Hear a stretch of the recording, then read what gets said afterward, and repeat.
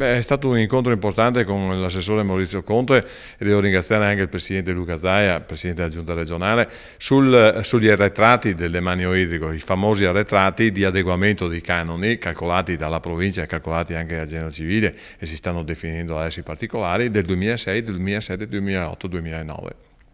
Questi canoni, questi arretrati ammontano a circa 2.700.000 sommati tutti insieme nei 4 anni di calcolo. È una cifra importante che ci permette di tirare un sospiro di sollievo, un momento di tranquillità per Veneto Strada e per la sistemazione delle strade della provincia di Belluno, perché questa cifra, una volta che ci sarà la rassicurazione, quindi la delibera della giunta regionale di assegnazione di questa cifra verso la provincia, questa cifra la provincia la stornerà a Veneto Strade e lo può fare, e quindi noi mettiamo in sicurezza questa annata. Il prossimo anno dovremmo chiaramente lavorare per avere già dall'inizio dell'anno 2014 una sorta di sicurezza per le nostre strade e per i nostri lavoratori.